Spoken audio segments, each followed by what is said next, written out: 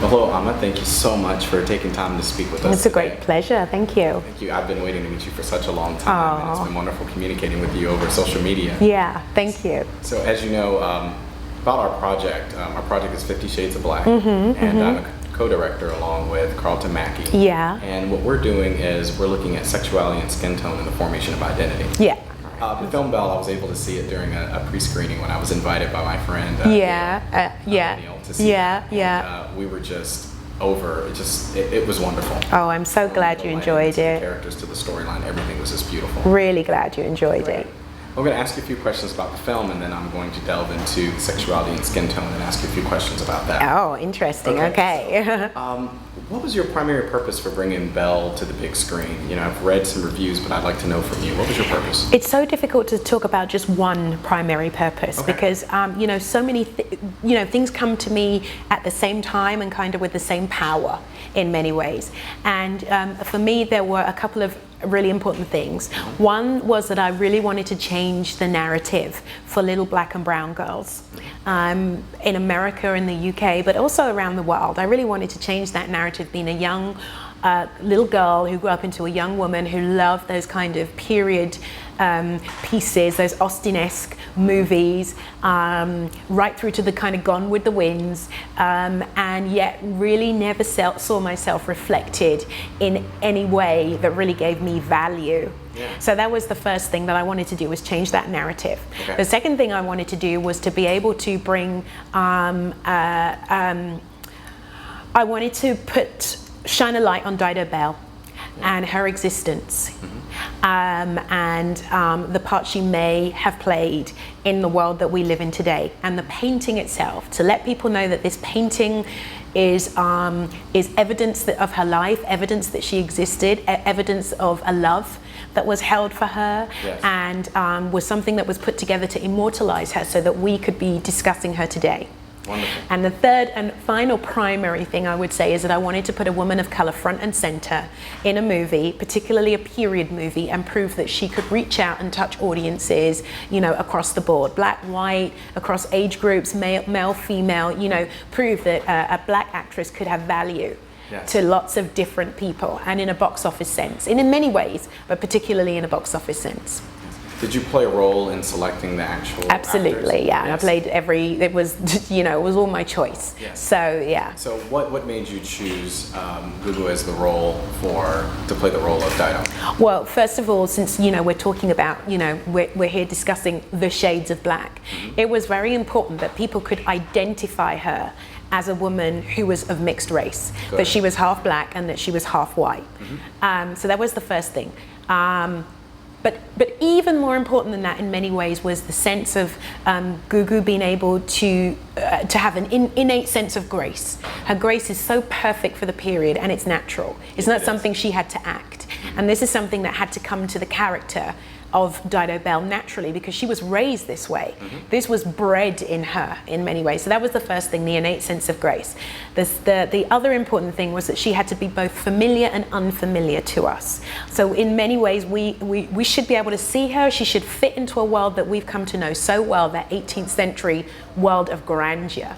Yes. And we shouldn't have any question that she fits. But on the other hand, we should say we recognize her, we know her, but we've never seen her like this before. Right. You know, so she had to inhabit this world of both the other within, you know, the insider and the outsider, the familiar and the unfamiliar. And I think Gugu does that perfectly. She straddles that balance with great strength and ease at the same time. Good. How did you discover the story? The story came to me in the form of a postcard of the famous painting, so a print of the famous painting. So it was an image that came to me, which was incredible, of Dido Elizabeth Belle alongside her white counterpart, who was her cousin, Elizabeth Murray, raised as her sister, and painted absolutely as equals in this painting with equal value, something to me was rare and unique.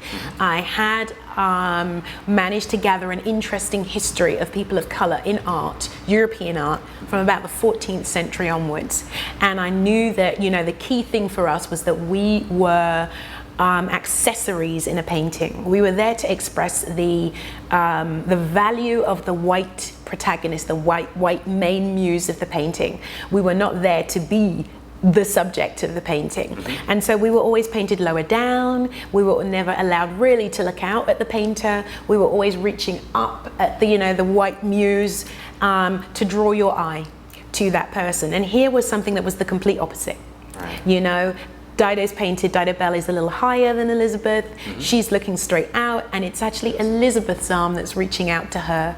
Absolutely. And so for me, this was just, as Miss Oprah would say, this was a wow moment, because I knew, like, it hit me, in the stomach, that this was something really, really important. And so it went from there. It was about really starting to research and find out who she was. Why was she there? Why is she dressed in silks?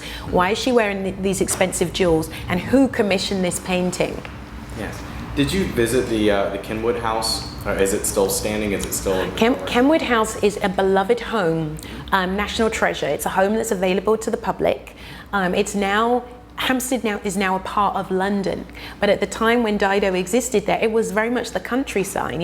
Dido Belle was my idea of an English rose, and I wanted to offer to the world another version of an English rose, and that's exactly what she was. She was a brown English rose, and Kenwood House, very much sitting in the countryside, was the framework that she existed in.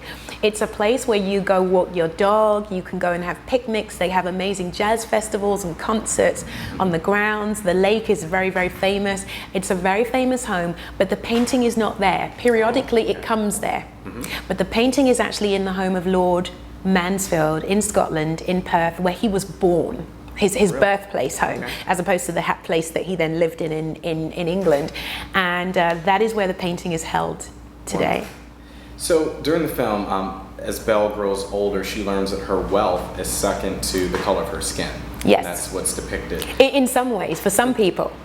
And then for others, depending where you are in the social spectrum.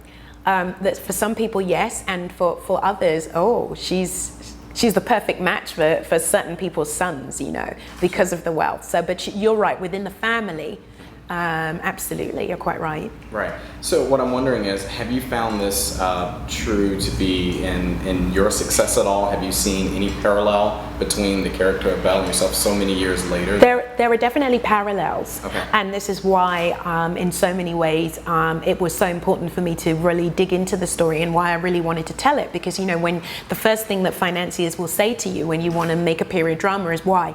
Why do we want to tell this 18th century story today? What relevance does it have? And to me, it's the contemporary resonance that's always so important.